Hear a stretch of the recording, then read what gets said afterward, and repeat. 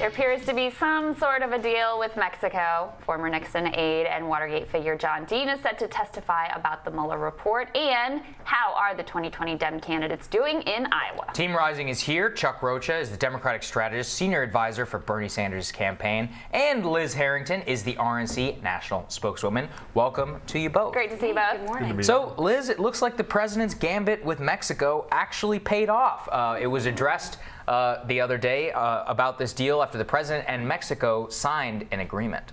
Fortunately, yesterday the politics of confrontation were imposed, and I must recognize that there was willingness to seek a negotiated exit to the conflict on behalf of President Donald Trump and his collaborators.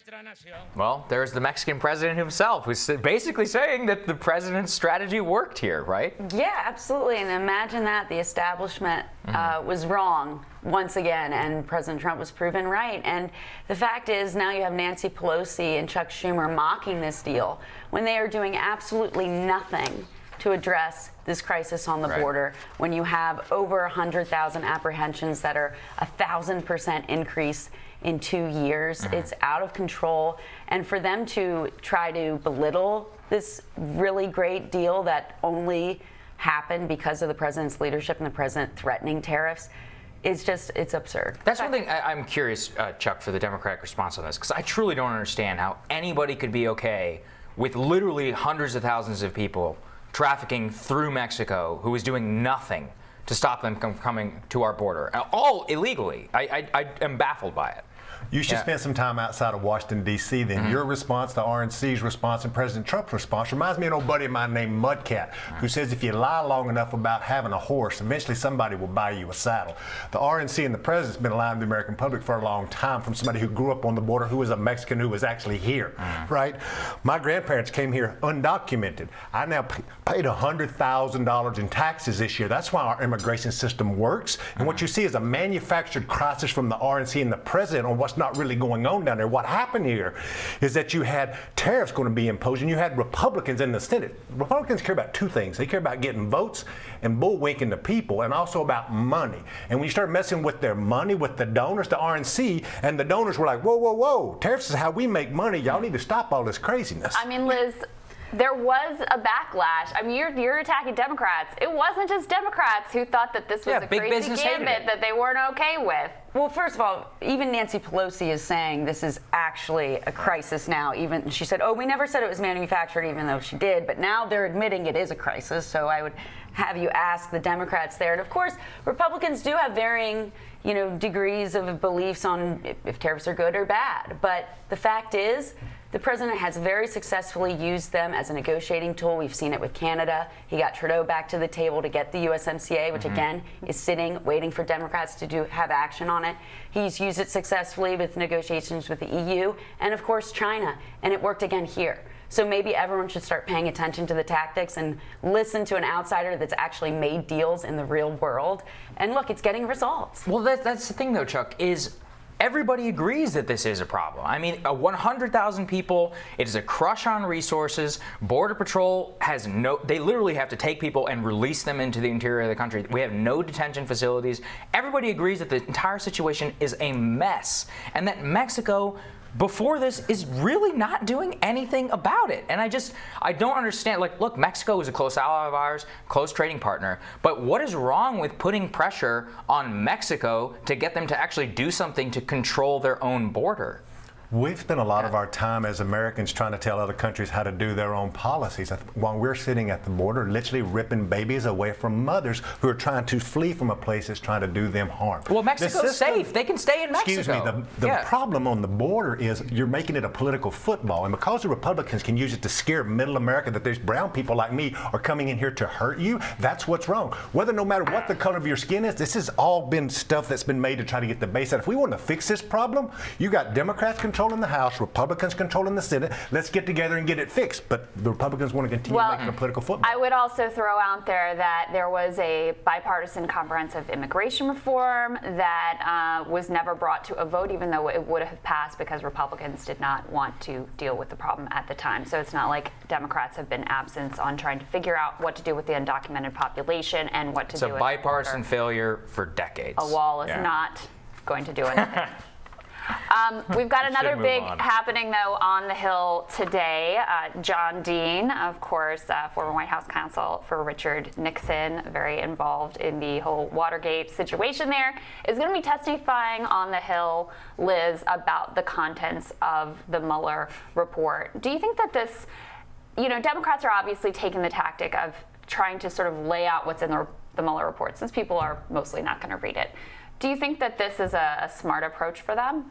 No, it's not. They're talking about getting the facts and laying the evidence out. Nothing says that, like bringing someone from Watergate literally has nothing to do with this. He's a felon. Yes, Yeah. He had no credibility. Right. Not the most highly esteemed character, I would add.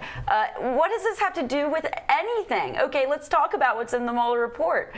No collusion. Justice Department, no obstruction. There's nothing there, and they're trying to draw this out to make it seem like something was done wrong. The fact of the matter is, this president was falsely accused for more than 2 years of treasonous behavior with Russia. It was a complete lie, and the fact that he acted innocent and defended himself, that's the second fake crime. Then the White House must welcome this full airing of what's in the Mueller report, since it's so favorable to the president. It is. They can waste their time on this. The fact is, they could be working on issues that actually matter, like fixing our asylum laws and fixing the border. Well, Chuck, I'd love your take on this, because when you are on the field, when Bernie and all the other candidates are talking about how much does Mueller come up? How much does this John Dean type stuff look like a political stunt in D.C.? Wouldn't they rather hear about health care, or like, this is the House, what is it, the House Judiciary Committee? Don't they want hearings? For sure. Why isn't there a hearing right now on the zero tolerance separation policy at the border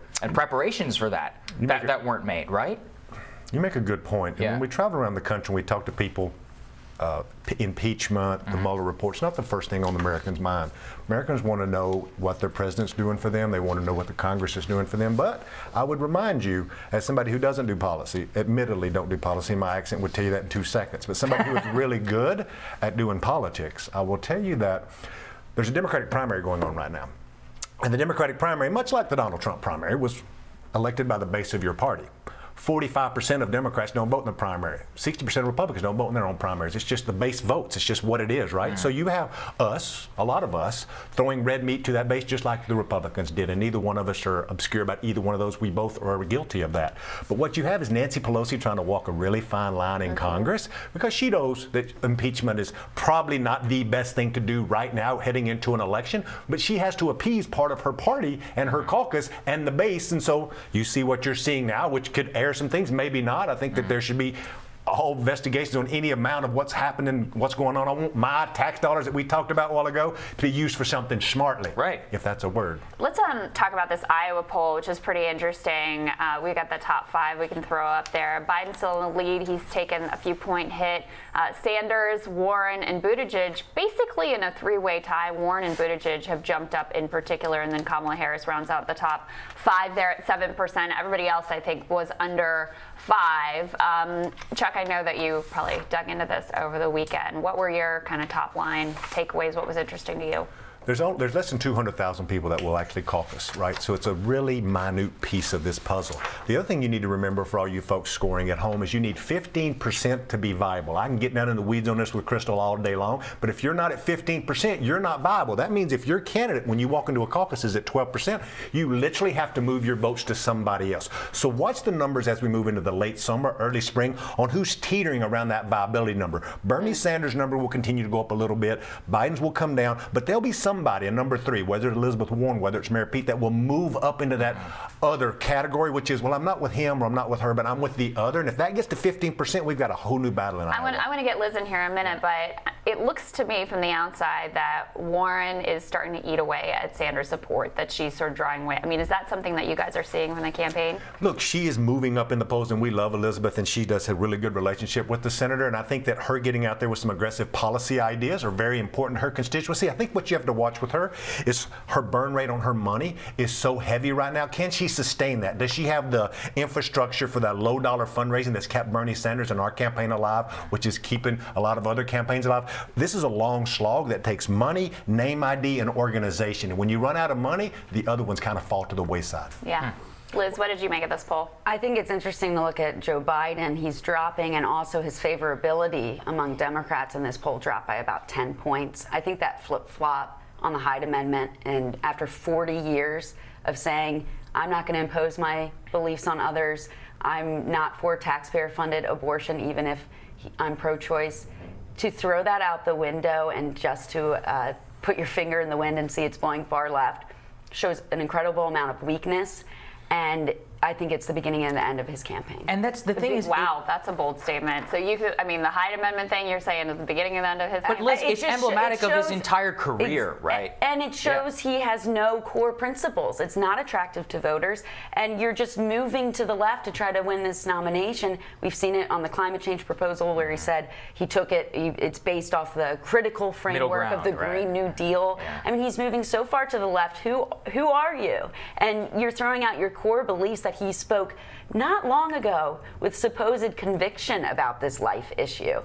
He said he believes life begins at conception, and now I want you to pay for it. It's completely absurd, and I think it shows his incredible weakness as a candidate. The reason the money makes a difference, and is the biggest difference outside of the grassroots network that you have, is that California starts voting by mail the same day as Iowa. We're all going to stay hyper-focused on Iowa because we're trained to do that every 4 years, but keep your eye on who has the money and the infrastructure to be playing in California, because they start voting on the exact same day, and 33% of the votes will be cast in California by the South Carolina primary. Interesting. Wow. Very interesting. Very good point Liz there. and Chuck, great to have you both. Thank you both. Thank you. Last night, the Tonys had some pretty memorable and incredibly poignant moments. RIP, the friendship tree, when rising continues.